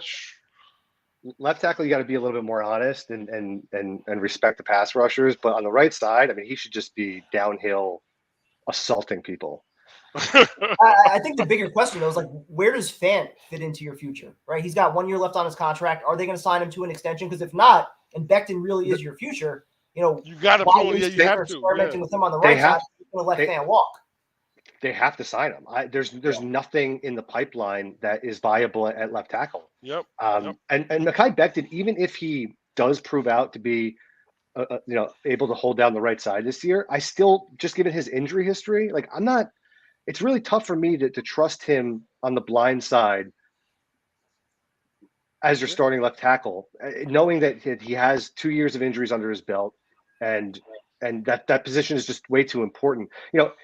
Having a guy like that requires you to basically pay an extra $10-12 million to have a swing tackle who can play on any given notice. So, but when paying him, you have to take that into consideration. But Chris, listen. Also, listen. It's gonna be a lot of cuts, man. Especially June 1st, during the summer. So I listen. I think we're going to tremendously upgrade our backup left and right tackle. Definitely gonna be. It's going to be somebody else. I really have a really good chance that we're going to do that, and we should, because listen, I think last year, what's your man name? Prime time? What, Morgan Moses? No. Oh, Adoga? Chume Adoga? Yeah, exactly, Adoga. I'm not happy when Adoga comes in the game, bro. I never get excited to watch him come in the game because I'm going to watch him get bull rushed. I'm going to watch him make a bad move. So listen, getting a quality veteran in this offseason is something that we need to do as well. Like I said, Jody's not done because there's going to be a lot of good guys get cut. Yeah. I think, but this is what you said though, Chris. Like a lot of the holes are filled, so it's going to be hard to make this roster now. I think that it's guys that we're talking about right now. Like it's going to be hard to make this roster for the first time in a long time. We can say that, Yeah. Yep, gentlemen, I got to run. But it's been great fun. Talking. Great. All right, bro. You be good, bro. You guys do a great job. Take care. Hey, man, great call, man. Great call, too, bro. All right. I got to get Afram on next so we can talk a little bit Rangers. Afram, what is going on? How about that Game 7? Great series, man. Great series. Yeah, oh, you my called God. it, though. You called it. You said it would come back. You said that. Yeah. Listen. I couldn't watch. They got outplayed too. They got outplayed most of that game. Yeah, they got outplayed, but I think because they had Domingue in the goalie, they were protecting that area up front, so it was very hard to penetrate. I think the Penguins focused more on that and changed the way the Rangers played because they were more worried that the Penguins would break out quickly. But hey. They persevered. They just persevered. Resilient, very resilient. That was a great series. And Tampa's up 2-1 on Florida. Tampa. Oh, really? Wow. Up on 2-1 in Florida. Wow. That's. And I saw the first period. They were all over Tampa and just only scored 1 goal. But it would only make sense that we get the Carolina Rangers first, and then we get the Tampa Rangers next. So. Yeah, listen. I hope it goes 7 games with Tampa and Florida. Let them wear themselves out. Guys, looking forward for practice. I'm looking forward to that. There's gonna be like you had said, Tyrone, and be ton of guys there fighting for jobs. It's gonna be great. Just everyone, so much competition. It's gonna be tough too. What's that? Could be some interesting plus too with all this competition. Yeah, but it's inevitable. It's inevitable. But you bring as many guys in fighting for jobs, and the winners get the spoils, basically. But it's good that we didn't have that last year. We didn't have anything to. We were just lucky to have put a team together. Now we have a lot of people there fighting for the job. Look, even Cager, he put on 20 pounds, and he's fighting for a position. Yeah, he's fighting for a position. They're fighting for a job, and also fighting for a future.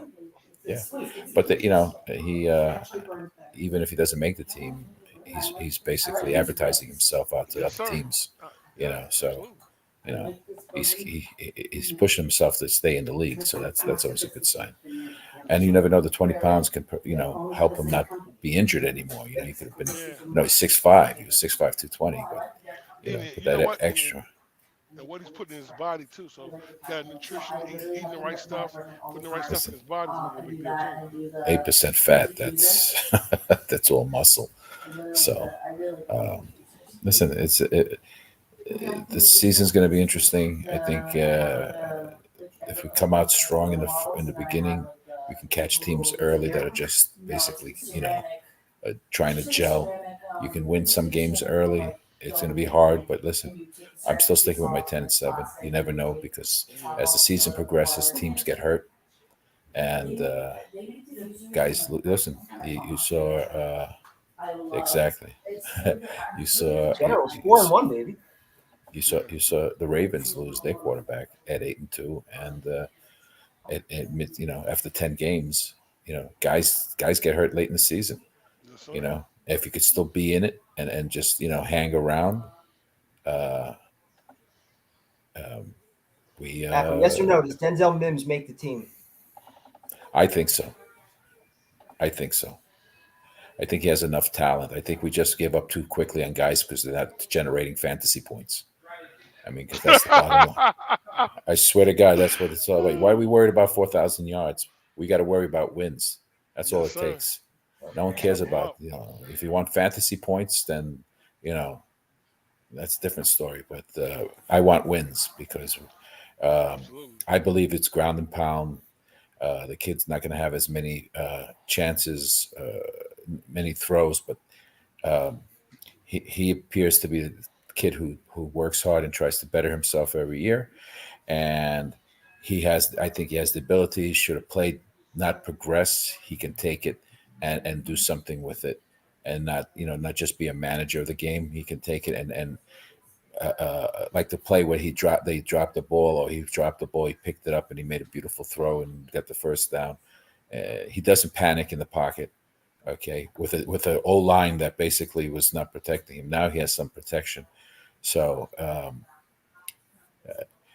if they can control the ball, rest up the D line, that D line looks, on paper looks very intimidating. And if it rotate all those guys on that team, if you all those D line, he can have a scary, if these guys go balls to the wall and start, give 100% on every play, rotate, it's going to be tough on teams, So, you see Quinn Williams really break out with some legitimate rushers coming off the edge now. You can still rotate guys too. You can move Franklin Myers around. You got Clemens, who I think is going to rotate in. Bryce Huff, he's going to be rotating in there too. So. Solomon Thomas, Tim Rankins.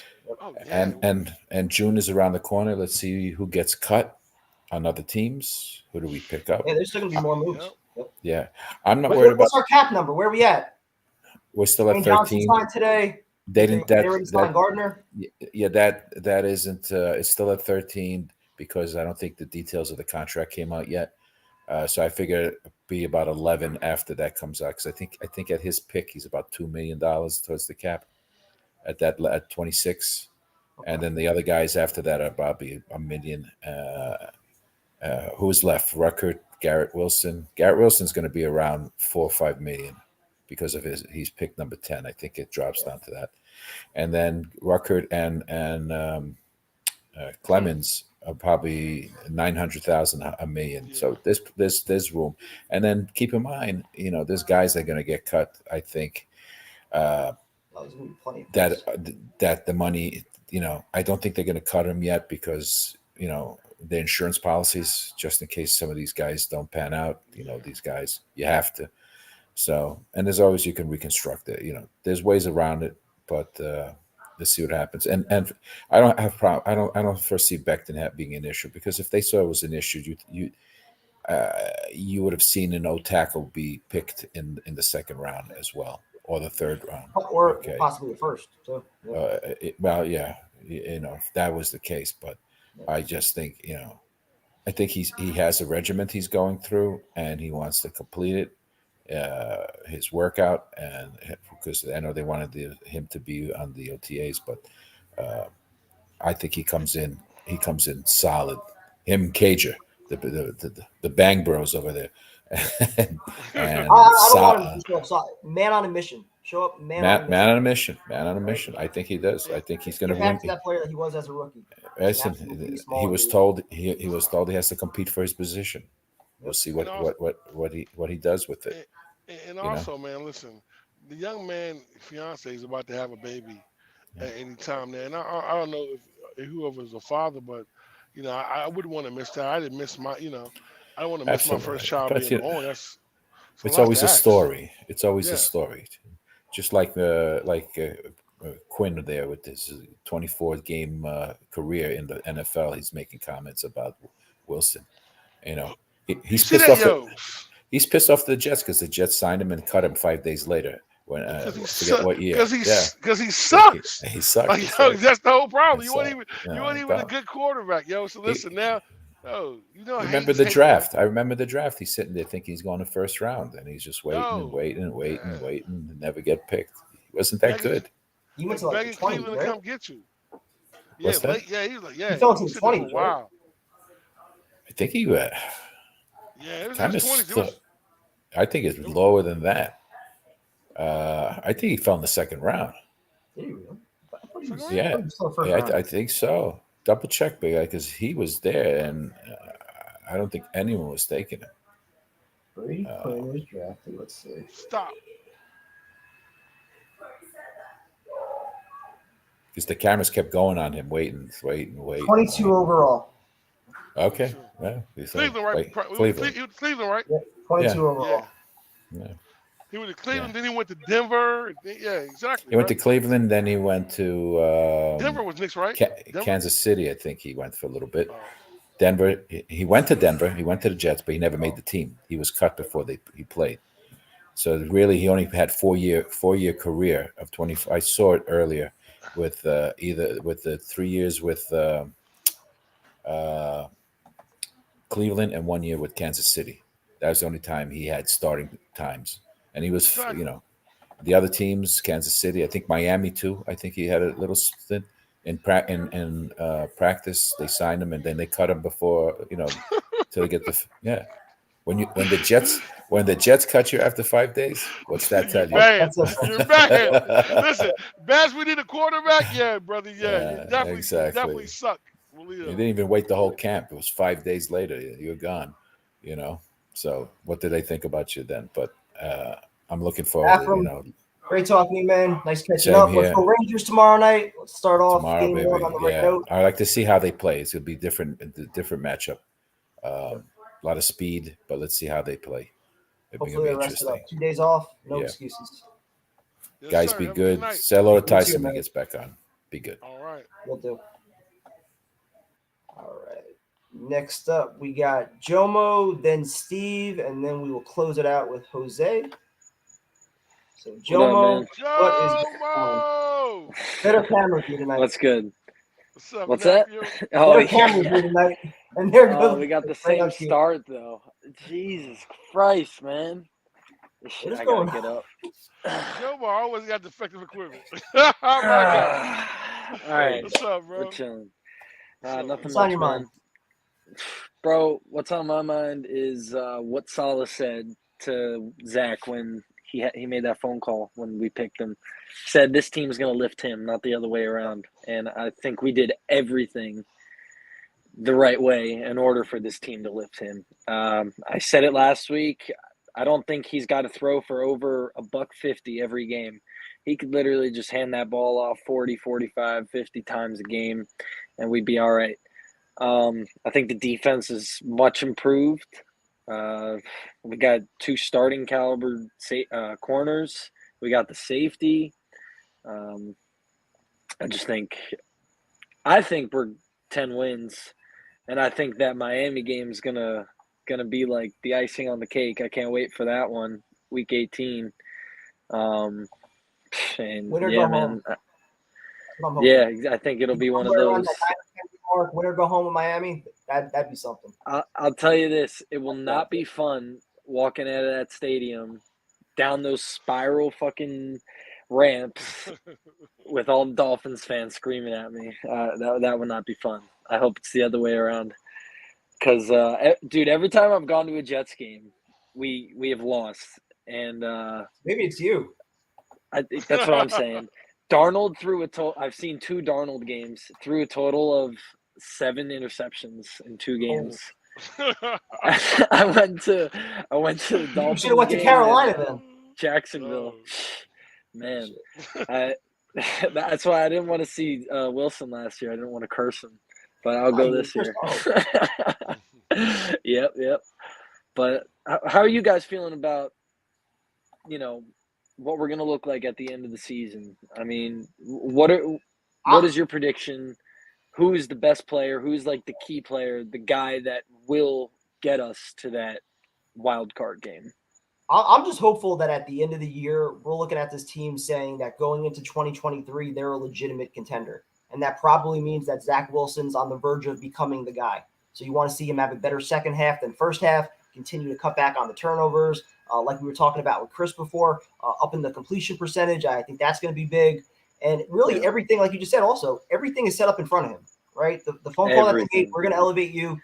Every starter on the O-line, you got 4 legitimate receivers that you can trust in, including 2, I think, potential number ones with Moore and Wilson. You got 2 starting college tight ends, 2 legitimate backs. I mean, what more could you want out of an offense? So I think there's a lot of pressure on Wilson to continue to show those steps throughout the year. And defensively, I think there's pressure on Saleh also. We can't keep pointing the finger at Ulbrich. You definitely had some upgrades. You're getting Lawson back. You got Jermaine Johnson on the outside. You're number 1 and 2 corners from last year. And now you're 3 and 4s. So I think there's plenty of talent on this team. It really comes down to what do you get from Zach Wilson, I think. If he takes that step, it should be a 9 or 10 win team, I think. Is that right? 100%. I think I agree with you wholeheartedly, prime time, all the way around. Yeah, I don't think there's any excuse, honestly, man. And you were pointing out Saleh on the defensive end. Last year, we were playing 6 in the box virtually every single down. And I don't know if it's just me that noticed that, but it was always a 6-man box, and that's why teams were just running it down our throat. I don't think it'll be that way this year. And even if it is that way, I think we got a safety that could come down and play in the run game. I think we got corners that want to play in the run game. And I think with the healthy D-line we got, moving around John Franklin Myers, I mean, dude, I think the sky is the limit for this team. And I think that was the biggest problem last year is that you really couldn't trust your corners. They were young. I mean, they were competitive at times, but you're not going to leave them on an island. So I think you had to, keep some safeties over the top. And even your safeties, you really couldn't trust all that much. We probably rotated about 9 or 10 different safeties throughout the year. So I think Jordan Whitehead, he should be huge. Getting Carl Lawson back, he's going to be huge. You got a lot of pieces. Another thing to note is him all around. Yeah, I would love to have him back on the squad. I mean, I can't wait for that. And one thing you guys are not mentioning, though, one name I haven't heard all night, Quentin Williams. Like, he should break out this year. Yo, listen, if he's not getting double teamed, he's going to be a problem, and that's why they want a pass rush. That's why they want more valuable players on the field, because you can't double team him. We still got rankings there. You know what I'm saying? Like, but I'm telling you, if he's 1-on-1 or Franklin Myers 1-on-1, you kick him on the inside on passing downs, they're going to be a problem. Like this defensive line, the only thing that scares me is can we stop the run? Because team like Baltimore, we got to set the edge, stop the run. Team like Cleveland, we got to stop the run. Team like Cincinnati, we have to stop the run. Pittsburgh, stop the run. That's going to be very big for us in the first 4 games. If we're able to do that, we're going to be a hard team to beat because we can run the football. Hey man, Quincy Williams is gonna come in screaming at Lamar Jackson, knock him out for the game, and we're gonna win. He lays the Jomo. He lays the wood, don't he? Like he is he crazy lays when the he gets wood, it. bro. Yeah, Yes, sir. if he gets it, he gets it. Quincy is a very underrated player as well. Yeah, he But definitely is. man, it's awesome. Hey, just a little shout out there. I just got a new job site. I do like construction, and we're making it's like a athletic therapy center where athletes go. They do their off season training and shit. And nice. Braxton Berrios apparently is one of the clients. Shit. Yeah, Gotta get us an interview. Jomo was like, I don't think I'll see him. every day. Gotta get him on the show. Cool. Gotta get him on the show.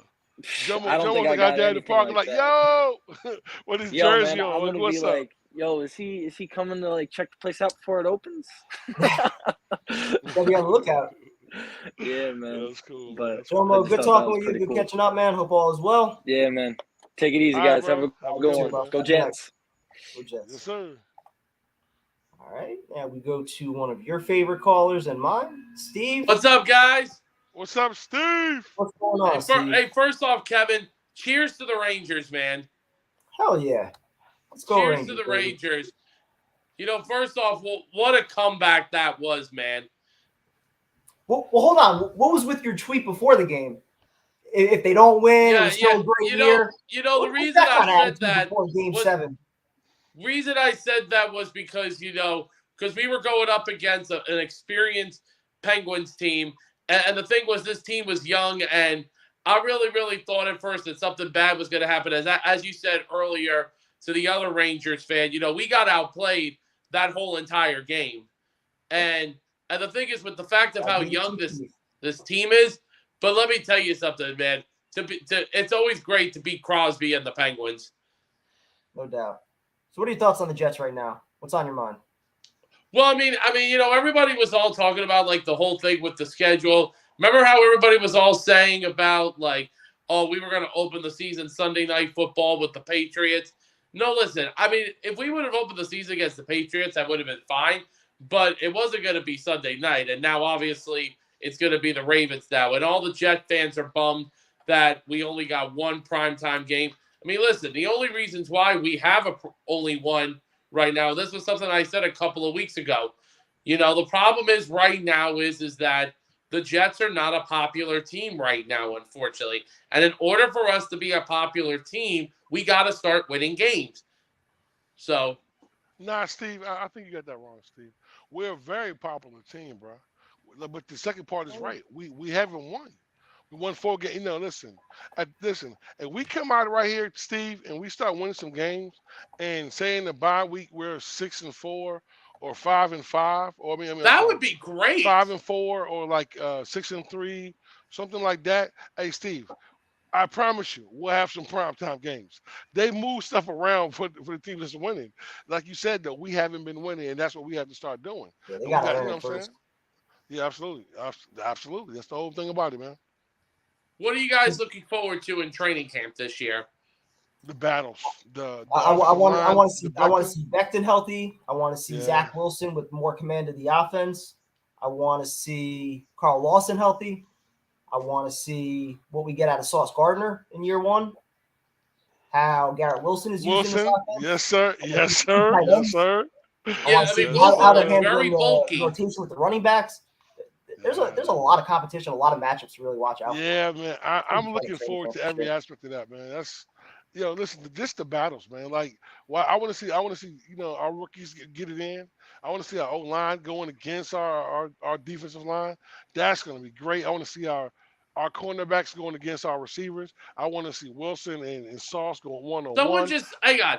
Hey guys, so somebody just said that I'm the missing piece of this defensive line. You might be. You might be. You kind of swole over there, Steve. You look kind of big over there, big guys. You know what I'm saying? I think you could probably compete with like Sheldon Rankin, Solomon Thomas for some rotational snaps. Hey, no? my man Clemens, man, he look like he's going to be a straight monster. So I don't know about that. That guy. Let me tell you, I watched his highlights, Tyrone from Texas A&M. My God, he is an animal when he plays. But the only biggest issue though that Legend. I have with Legend. him though is his off the field issue. I don't know if you guys heard that Nah, he's man, had off the field issue in the past. Steve, let me say something, Steve. When you're young, man, listen, man. When you were young, Steve, we all made mistakes, man. Let's hold the kid. Listen, the one thing we know about Joe D is Joe D's not taking somebody that's gonna be an off the field problem type guy. The one thing we've noticed since Joe D's taking over, like the Marcus May thing, we didn't even know about that until like after the fact, like after the season, damn near. Nah, man, I think they did their homework on the kid. The kid made a mistake. He admitted he made a mistake. But let me ask you a question, Steve. If you're getting ready for the NFL draft and you're by yourself, bro, to me that speaks volumes of you learning from your mistakes. You understand what I'm saying? Like he's not surrounded by a bunch of yes men, a bunch of friends and family. He was by himself, which means, you know what? That was his moment. He understands the mistakes he's made. Let's give a kid another chance. Kid will be okay. Steve, trust me. He's going to be a major impact on that D line.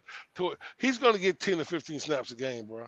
You can't deny the kid. He's ferocious and he's nasty. So. Yeah, no, definitely. I mean, no, I'm excited though to see what he could do. And when he plays in his games, I'm really looking forward to what he could do. So no, but then the other thing though that I'm looking forward to is, as you guys mentioned earlier, hopefully this year we get a very healthy Carl Lawson this year.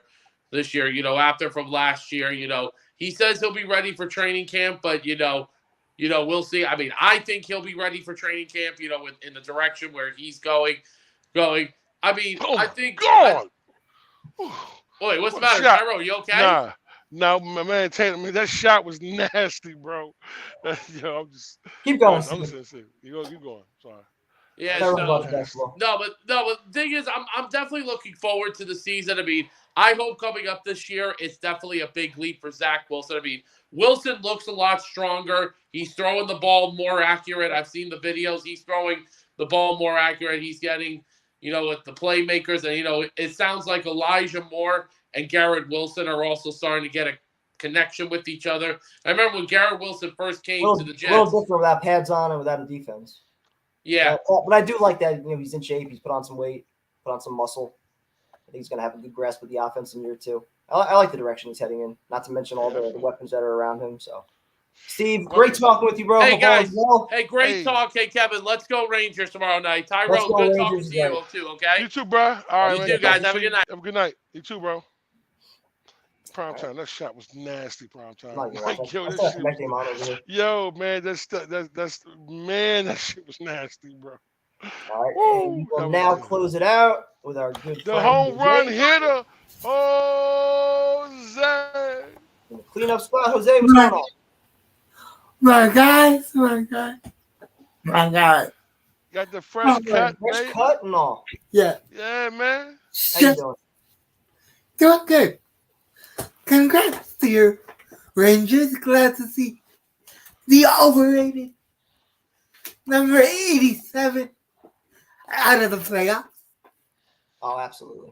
I can't stand Always happy to see that. Even though my Kings are also out, but oh well. They put up a good fight though. Yeah, that was a good series. One of our best players retired after the series, though. Wish he could have gone out on top, but it is what it is. Who's that? Dustin Brown. Oh, I didn't know he's retiring this year. Yeah. I didn't even know that. Yeah. Oh wow. Yep. So the Celtics. What else on your mind? You watching the game, Jose? You watching the Celtics game? I'm watching the Angels. Okay. Okay. How about Syndergaard last night? That was some line for him. That's what he gets for talking shit about the Mets no hitter. I wasn't the one. I wasn't the one talking shit. Oh, he was. That's what he does. He didn't get out of the first inning. I know. And then the kid that threw the no hitter gave us 3 runs. Oh, he was pitching tonight? Yeah. Couldn't get through 4 innings. But Angels still in good shape though. Good start for them. Yeah. it's still tied 3-3. Jose, who wins? What it is? Hey, bro, who wins this Miami Boston series? Who you got? I hate Boston. PT, you know why I hate Boston. Why do you hate Boston? 62. Because you grew up a Yankee fan? No. My reason. High school baseball. Oh. My high school baseball coach. I remember that. Yeah, but I'm gonna pick Boston. Yeah, they playing good ball right now, man. They playing really good ball. They're battle tested. Got through the Nets. Yeah. Got through the Sixers. Nah, you can't say battle tested, bro. They playing good basketball. PT. What's up? Does anybody check the channel's Twitter account? Yeah, that's Tyson. All right, what's up? Yeah. Because the night the schedule came out, I tweeted you guys. Seattle is a no, but if you want, we can. Oh, no. Yeah, that's why Seattle a no? Because he said mention Denver. Yeah, because it's New Year's, bro. So what? Because I'm with my family. So bring your family out to the club with us New Year's Eve. My family. Bring your family out to the club New Year's Eve. Round of shots on me. We'll have some fun. We'll turn it up. Go to the game the next day. All's good. PT, it is 10 degrees in Seattle that time of year. Wear a couple layers. Put your jacket on. We'll be all right. We'll be inside anyway. He said meet us in Denver. Tell that to my Mexican mother. She'll kill you. We've been talking about coming down for months. Now you're going to bail out just because it's on New Year's Eve? Come on. Hello. I have receipts. We're just going to have to kidnap you. I have receipts that say if it's not in November or December, I am down. This is disappointing. I will meet you in. I will gladly meet you guys in Denver. Or hell, Denver it is, I guess. Denver it is. Yes. So, you want to hear my most underrated Jet? I'm gonna agree with Tyrone. About what? The most underrated Jet. Who's that? Elijah Moore. Why is he the most underrated? Because of the thing he can do with the ball in his hand that nobody's seen. Because See, I look at a guy as underrated as somebody that you're not really expecting something out of that's like ready to have a big year. Yeah. I feel like as far as the fan base goes, we're all expecting Elijah Moore to break out this year. I know, but not we're all expecting to do big things. So I don't really look at him as underrated. All right, how about Michael? The running back, Michael Carter. I can see Michael Carter. See, the problem with him, though, is like how many touches is he going to get with Breece Hall now? I know they split up their carries anyway. They rotate backs, but I feel like Breece Hall is probably going to be your number one guy. Let's say 40, 40, and 20 between him, Freeman, and Hall. Oh, yeah, you got Tevin Coleman also. He'll probably get some snaps. Yes, sir. Definitely, man. Definitely see Coleman get some help.